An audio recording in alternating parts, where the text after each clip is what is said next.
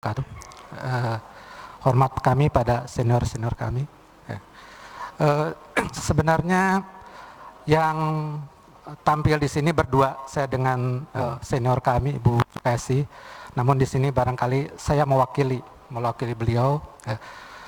Topik yang saya angkat sebenarnya ini merupakan berbagai kumpulan tulisan saya yang pernah dikirim ke PC Pustaka dan Media Pustakawan, dan juga merupakan bagian dari tesis saya, kebetulan mengangkat tentang masalah relevansi kurikulum.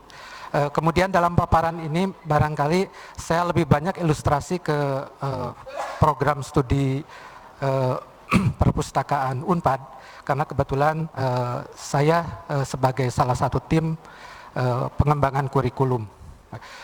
Adapun judul yang saya coba angkat yaitu tentang kurikulum pendidikan perpustakaan dan kompetensi pustakawan dalam ekosistem digital. Barangkali paparan tadi yang berkaitan dengan masalah kompetensi dari hasil penelitian, dan juga yang barusan yang dipaparkan oleh Ibu Nana, barangkali tentang kompetensinya sudah dibahas lebih jelas. Barangkali mungkin nanti ada beberapa slide yang tidak perlu saya tayangkan karena sudah jelas. Pembahasan ini dimulai dengan pendidikan perpustakaan. Next. Berbicara tentang apresiasi pendidikan perpustakaan, saya mencoba mengilustrasikan yang ada di Unpad. Barangkali dari tahun ke tahun ini sangat menggembirakan sebenarnya. Ada dua hal indikator. Pertama, berkaitan dengan semakin banyaknya lulusan SLTA yang memilih program studi perpustakaan. Misalnya di program studi Unpad, dari mulai dibuka tahun 84, dan kebetulan saya angkatan pertama di program studi Unpad tahun 85, sampai dengan sekarang peminatnya sangat banyak sekali. Misalnya untuk 3 tahun ke belakang, 2017, 2018, 2019, Unpad menerima hanya dari 2 jalur, SNMPTN yaitu jalur undangan, dan SBMPTN yaitu dari seleksi bersama. Nah, dari 2 jalur ini, itu rata-rata itu sekitar 1.700 peserta yang mendaftar. Sementara yang diterima itu hanya 120 dari dua jalur itu.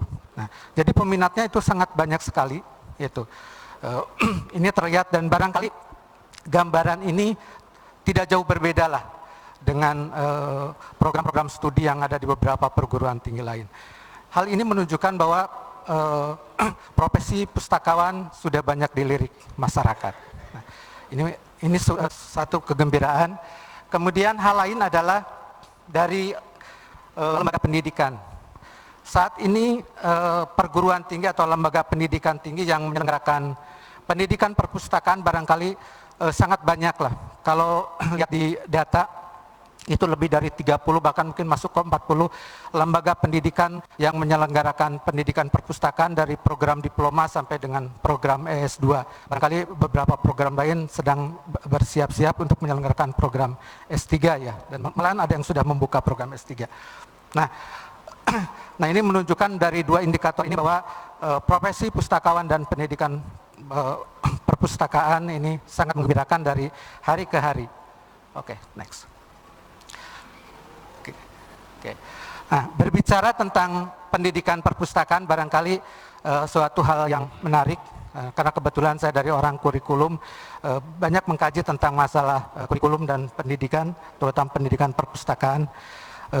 Ada hal yang menarik kalau kita melihat pendidikan perpustakaan di Indonesia, dari mulai nama program studinya, dari nama lembaga penaungnya, sampai nama sebutan gelarnya juga sangat beragam, sehingga ini sangat mewarnai, memberikan warna bagi para lulusan,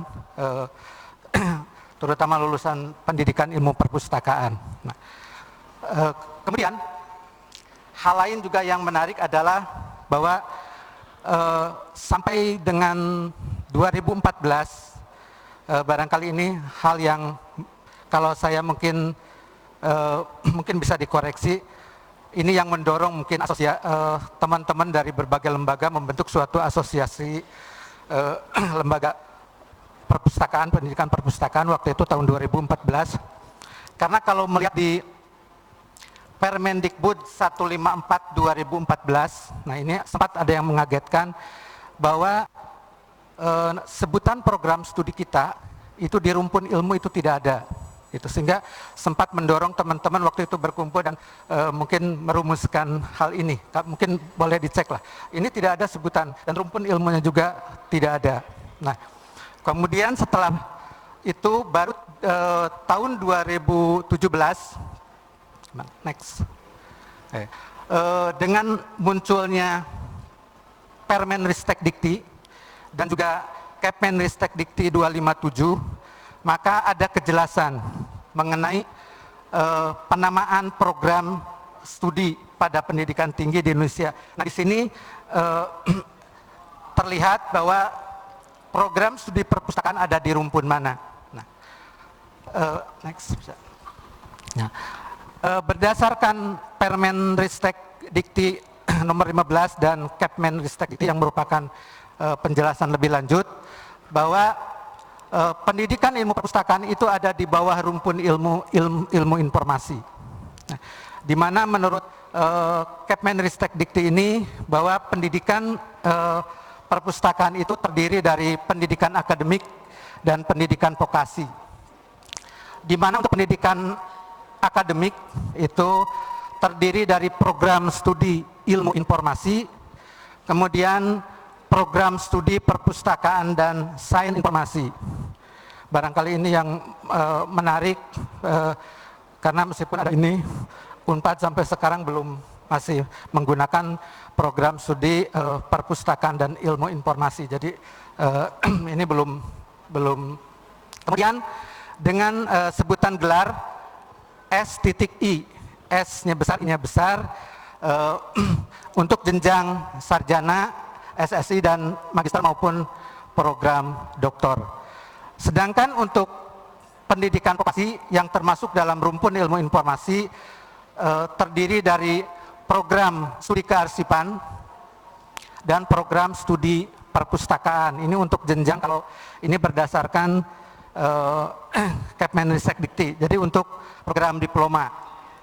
Sedangkan untuk program studi pengelolaan arsip dan rekaman, ini adalah untuk program jenjang diploma 4. Jadi kalau melihat dari rumpun ilmu ini bahwa dan berdasarkan Kepmenristek Dikti nomor 15 dan 257 itu bahwa pendidikan ilmu informasi perpustakaan itu ada di bawah rumpun ilmu informasi.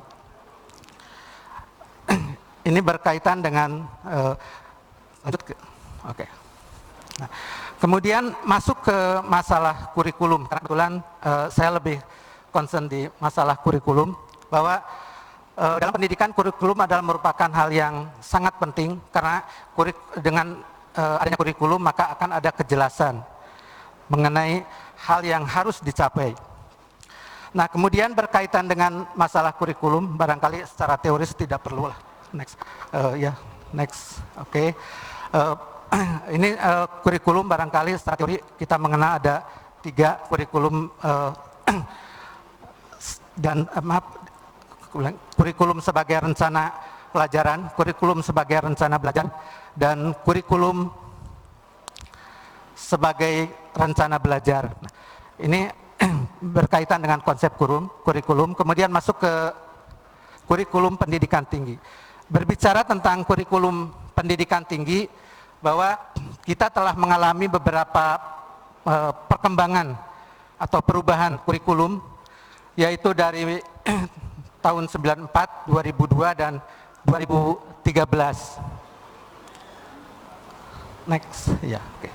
Nah, di mana kalau boleh kita bandingkan pada tahun 94 dan 2002, bahwa kurikulum pada tahun 94 itu lebih fokus pada ilmunya, kemudian penetapan pada sejumlah kuliah untuk program studi dan adanya konsorsium, kemudian evaluasinya dilakukan oleh perguruan tinggi sendiri. Kemudian untuk tahun 2002 ada perbedaan, di mana lebih fokus pada kemampuan orangnya, kemudian pengembangan kurikulum itu melibatkan program studi dan stakeholder, kemudian evaluasi dilakukan oleh perguruan tinggi dengan masyarakat. Jadi ada perubahan. Kemudian next. Oke. Mohon maaf Bapak, waktunya 5 menit lagi.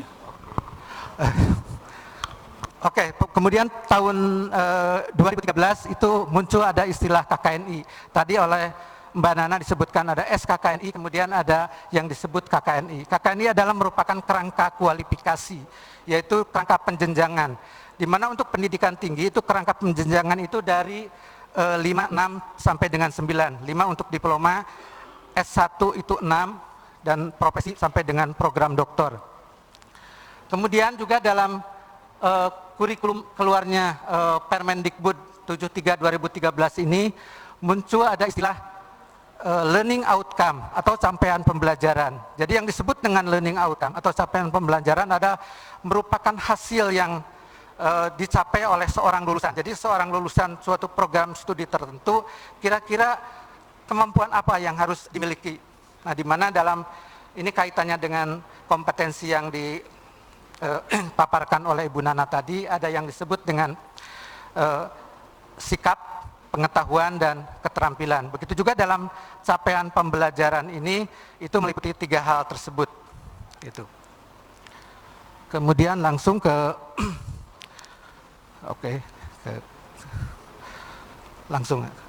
karena waktunya. Nah ini mengenai KKNI, jenjang KKNI. Jadi untuk pendidikan akademik maupun profesi, di mana untuk D3 sampai dengan S1 itu mulai 5 sampai dengan 9.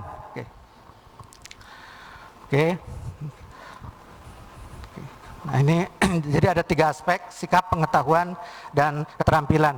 Ini sama seperti dalam SKKNI. Kalau SKKNI itu adalah standar kompetensi kerja nasional Indonesia, di mana ini harus paralel dengan apa yang ada dalam learning outcome atau capaian pembelajaran. Langsung. Nah, kemudian berkaitan dengan aspek relevansi. Suatu kurikulum yang baik itu ditandai oleh 2 hal. Pertama, harus relevan secara internal, artinya di mana komponen-komponen dalam kurikulum tersebut, tujuan, isi, metode, sampai dengan evaluasi itu harus sejalan. Kemudian yang kedua adalah eksternal, relevan secara eksternal. Artinya bahwa kurikulum harus sesuai dengan perkembangan ilmu pengetahuan, kemudian sesuai dengan tuntutan dari pangsa pasar. Langsung ke penutup aja. Nah, langsung. Nah, langsung. Nah ini udah. Nah, oleh karena itu berkaitan dengan kurikulum pendidikan ilmu perpustakaan, barangkali ada beberapa hal, ini kaitannya dengan tuntutan pangsa pasar yang sekarang sangat pesat ini, bahwa lembaga pendidikan itu barangkali harus selalu melakukan pengembangan kurikulum. Itu sesuai dengan konsep kurikulum itu sendiri, bahwa kurikulum adalah merupakan suatu pacuan yang melingkar, yang sifatnya siklikal, yang tidak pernah henti. Jadi perlu setiap waktu melakukan perubahan untuk memperbaiki apa yang masih kurang, sehingga dari konsep relevansi eksternal itu terpenuhi. Barangkali itu aja Ibu yang bisa saya sampaikan. Saya mohon maaf jika dalam pemaparan ini ada yang masih kurang. Assalamualaikum warahmatullahi wabarakatuh. Terima kasih kepada